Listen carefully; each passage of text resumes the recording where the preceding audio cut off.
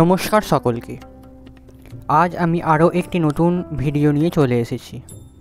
এই সিরিজের নাম শ্রীমদ্ ভগবদ্ গীতা যথাযথ, তে প্রতি শনিবার একটি করে ভিডিও আসবে।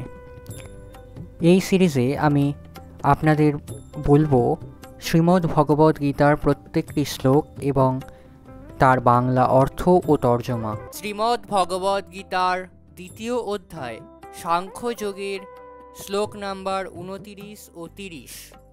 শ্লোক নাম্বার 29। আশ্চর্যবৎ পশ্যাতি কশ্চিদেনম আশ্চর্যবৎ বদতি তথৈব চান্যম আশ্চর্যবচনৈমম শৃণোতি শ্রুত্বাপ্যেন্যং বেদ ন চৈব কশ্চিৎ। অনুবাদ: কেউ এই আত্মাকে আশ্চর্যবৎ দর্শন করেন, কেউ আশ্চর্য বলে বর্ণনা করেন, কেউ আশ্চর্য জ্ঞানে শ্রবণ করেন, আর কেউ শুনেও তাকে আদৌ বুঝতে পারেন না। তাৎপর্য: বিশালাকায় পশুর দেহে, বিশাল বটবৃক্ষে, আবার মাত্র 1 ইঞ্চি পরিমাণ জায়গায় অবস্থিত কোটি কোটি ক্ষুদ্র জীবাণুর দেহেও অবস্থানকারী পারমাণবিক আত্মা বাস্তবিকই অত্যন্ত আশ্চর্যের। যে সমস্ত মানুষ সীমিত জ্ঞান সম্পন্ন এবং যারা তপশ্চর্যা রহিত, তারা কখনোই পারমাণবিক জীবাত্মার বিস্ময়কর স্ফুলিঙ্গের রহস্য উপলব্ধি করতে পারে না। এমনকি বৈদিক জ্ঞানের মহান প্রবক্তা ভগবান শ্রীকৃষ্ণ, যিনি ব্রহ্মাণ্ডের প্রথম সৃষ্ট জীব ব্রহ্মাকে পর্যন্ত ভগবৎ জ্ঞান দান করেছিলেন, স্বয়ং ব্যাখ্যা করার পরেও তার মর্ম তারা উপলব্ধি করতে পারে না। স্থূল জড় দ্বারা প্রভাবিত হয়ে পড়ার ফলে বর্তমান যুগের অধিকাংশ মানুষ কল্পনা করতে পারে না কিভাবে এত ক্ষুদ্র একটি কণিকা এত বৃহৎ ও এত ক্ষুদ্র হয়ে উঠতে পারে। তাই মানুষ আত্মার কথা শুনে অথবা আত্মার কথা অনুমান করে অত্যন্ত আশ্চর্য হয়। মায়া শক্তির প্রভাবে মোহাচ্ছন্ন হয়ে পড়ার ফলে মানুষ তাদের ইন্দ্রিয়ের তৃপ্তি সাধনের বিষয়ে এতই ব্যস্ত যে আত্মতত্ত্ব সম্বন্ধে উপলব্ধি করার সময় পর্যন্ত তাদের নেই। যদিও এই কথাটি সত্য যে এই আত্মোপলব্ধি ছাড়া জীবন সংগ্রামে তাদের সমস্ত প্রচেষ্টাই শোচনীয় পরাজয়ে পর্যবেসিত হবে। হয়তো তাদের কোনো ধারণাই নেই যে আত্মার সম্বন্ধে অবশ্যই জানার প্রয়োজন আছে এবং এইভাবে সমস্ত জড়জগতের ক্লেশের সমাধান করা সম্ভব। অনেক মানুষ আত্মার সম্বন্ধে জ্ঞান লাভ করার প্রয়াসী হয়ে সৎসঙ্গে শ্রবণ করার চেষ্টা করে, কিন্তু অজ্ঞতাবশত অনেক সময় বিপথে পরিচালিত হয়ে জীবাত্মা ও পরমাত্মার মধ্যে পার্থক্য নিরূপণ করতে না পেরে একা বলে মনে করে। এমন মানুষ খুবই বিরল যে জীবাত্মা ও পরমাত্মা উভয় কার্যকলাপ ও পরস্পরের মধ্যে সম্পর্ক এবং অন্যান্য পুঙ্খানুপুঙ্খ মুখ্য ও গৌণ তত্ত্ব যথাযথভাবে বুঝতে পারে।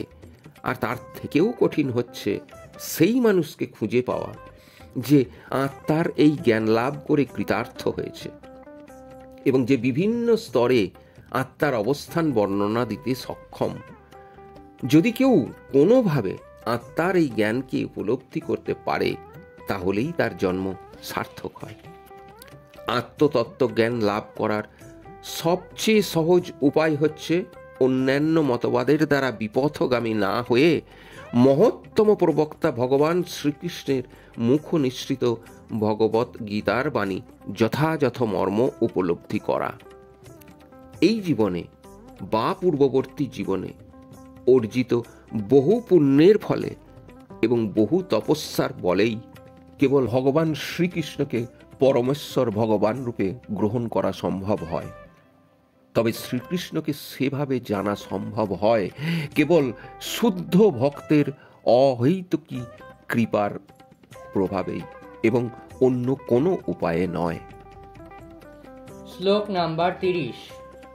দেহি নিত্যং বদ্ধোহং দেহে সর্বস্য ভারত तस्मात् सर्वाणि भूतानि न तं शोचितुमर्हसि। অনুবাদ: হে ভারত, দেহে অবস্থিত আত্মা সর্বদাই অবদ্ধ, অতএব কোনো জীবের জন্য তোমার শোক করা উচিত নয়। তাৎপর্য: বিভিন্নভাবে অবিনশ্বর আত্মার বর্ণনা করে ভগবান প্রতিপন্ন করলেন যে আত্মা অমর এবং দেহ অনিত্য।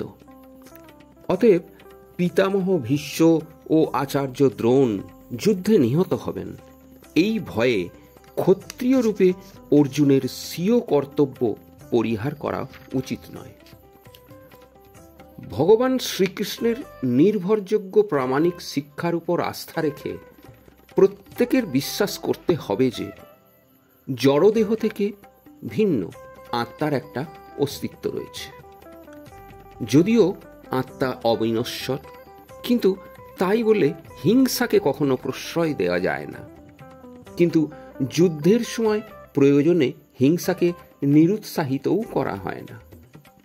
এই প্রয়োজনীয়তার সামঞ্জস্য বিধান করতে হবে অবশ্যই ভগবানের বিধান অনুসারে, নিজের খেয়াল খুশি মতো নয়। আজ এই পর্যন্তই। ভিডিওটা কেমন লাগলো অবশ্যই কমেন্ট করে জানাবেন। ভিডিওটা ভালো লাগলে চ্যানেলটা সাবস্ক্রাইব করবেন, পাশে থাকা বেল আইকনটি প্রেস করে দেবেন, লাইক, কমেন্ট এবং শেয়ার করবেন।